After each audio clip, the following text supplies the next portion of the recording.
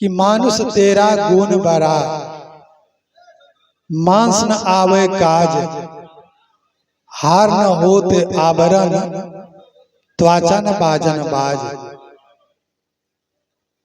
मनुष्य सर्वश्रेष्ठ प्राणी है, इस धरती तल के सिर मोर प्राणी है, लेकिन वह अपने गुणों को नहीं जानता है। अपने गुण के माध्यम से मनुष्य पूज्य हो जाता है, महान हो जाता है, प्रतिष्ठित हो जाता है। जिसने अपने आप को पहचान लिया, अपने शक्ति को पहचान लेता है, वह पूज्य हो जाता है, आदरणीय हो जाता है, महान हो जाता है। हम लोग देखते हैं, अभी मैंने रामचंद्र जी भगवान, महाराज श्री कृष्ण जी महाराज के नाम लिए।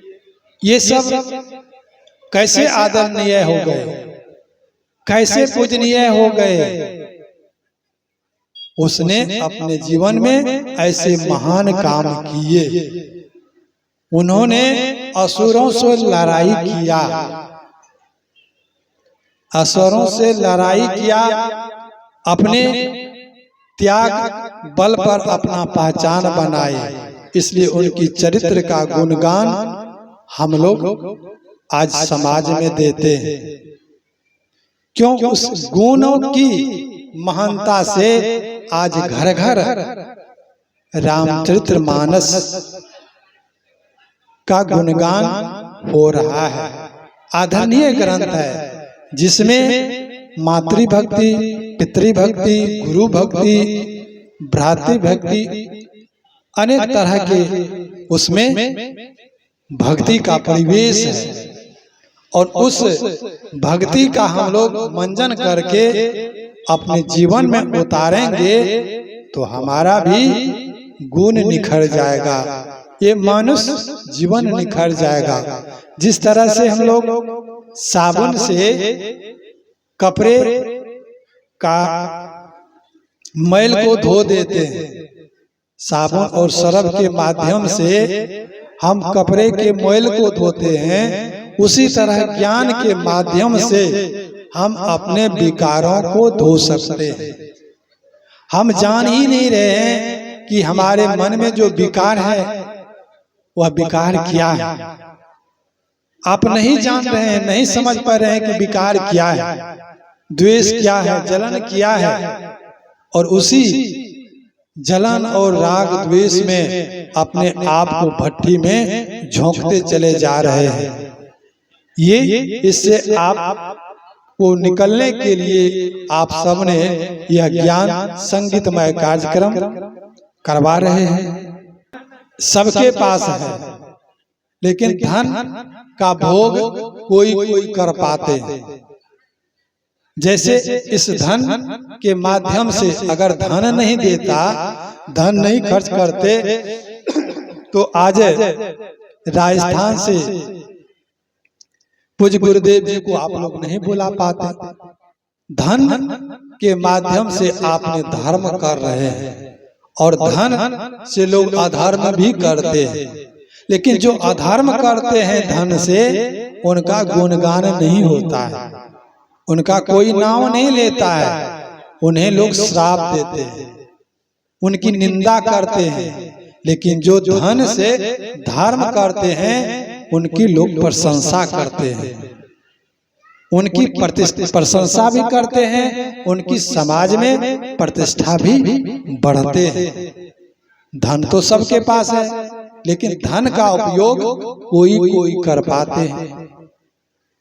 एक बार एक संत और एक सज्जन गृहस्थ में विवाद हो गया। गृहस्थ कह रहे थे कि धन सर्वोपरि है, धन की महत्ता है, धन के बिना कोई भी काम नहीं हो सकता। और संत कह रहे थे त्याग के बिना कोई काम नहीं हो सकता। दोनों में बहस छिड़ गई। संत तो थे फकीर, उनके पास तो कौड़ी भी नहीं थे। संजोग ऐसा हुआ कि दोनों को नदी पार करना था। नदी में बहुत पानी थी, उसमें नाव थी और उनके पास पार होने के लिए पैसे नहीं थे। तो जो सज्जन थे, गृहस्थ सज्जन, उसने संत से कहा, आप तो कह रहे थे कि त्याग बहुत बड़ी चीज है, मैं कह रहे थे कि धन बड़ी चीज है, उनकी बहुत महत्ता है। संत ने कहा, मैं अभी भी कह रहा हूं कि त्याग की महत्ता है, त्याग के बिना कुछ भी नहीं हो सकता है। तो संत कह रहे थे कि त्याग के बिना काम नहीं चल सकता है। तो सज्जन थे, नदी पार हुए और संत का भी जो किराया भाड़ा था उस मल्लाह नाविक को दे दिए, पार करा दिए।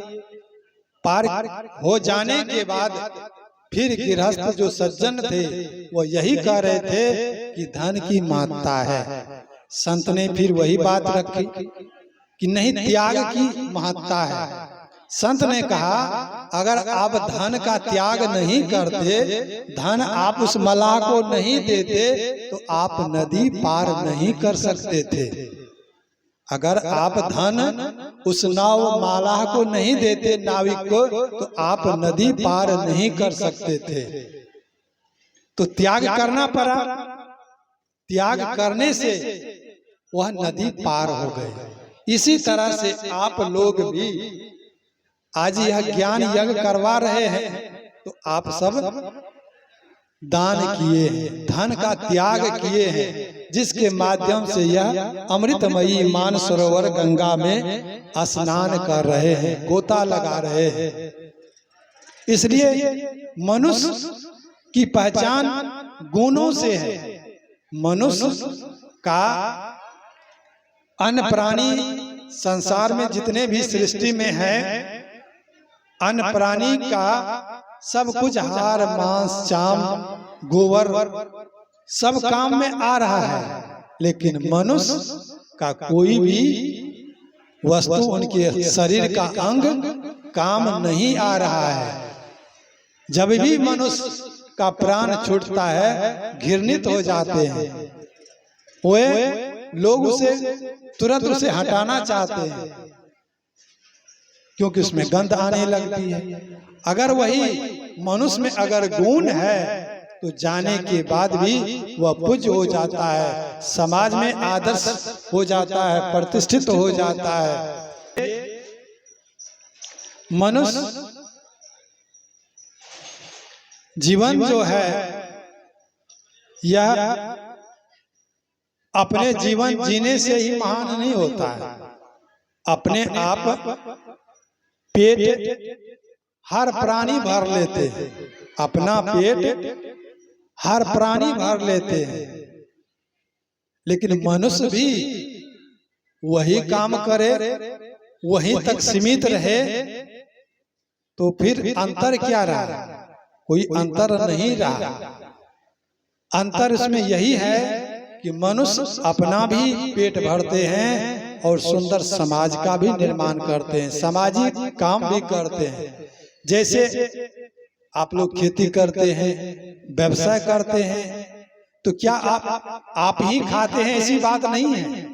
जो खेती नहीं करते हैं अन्न बेच करके वो खाते हैं। आप कपड़े नहीं बुनते हैं, वो बुनते हैं, उस कपड़े का आप लेते हैं। इसी तरह से मनुष्य की विशेष पहचान है। मनुष्य की पहचान होने से, लेकिन मनुष्य ही अपने आप को इतना गिराया है, इतना गिराया है कि उसका कोई नाम भी लेने वाला नहीं होता है। अब जितने ही गलत काम हो रहे हैं सब मनुष्य ही कर रहे हैं। ये क्यों कर रहे हैं? क्योंकि उसके परिणामों से वो अनभिज्ञ है। संत महापुरुष भागवत कथा, रामायण कथा, इन सब से हम लोगों को ज्ञान कराया जाता है कि कर्म हम जैसे करते हैं वैसे हमें फल मिलता है। अनेक ग्रंथों और इतिहासों को हम लोग पढ़ते हैं, सबको अपने कर्मों का फल भोगना पड़ रहा है। तो हम लोग किस खेती के मूली हैं? हम लोग भी साधारण हैं। इसलिए हम अपने आप को गलत कर्मों से बचाने का प्रयास करें। हम जितना बचेंगे उतना हम सुखी रहेंगे। हम जो यहाँ करते हैं वही हमें मिल पाता है। यहाँ जो हम करेंगे वही हमें मिलेगा। जैसे कि एक संत, एक राजा अपने मुनीम से कहा कि हमें दूसरे देश में भ्रमण करने के लिए जाना है। कुछ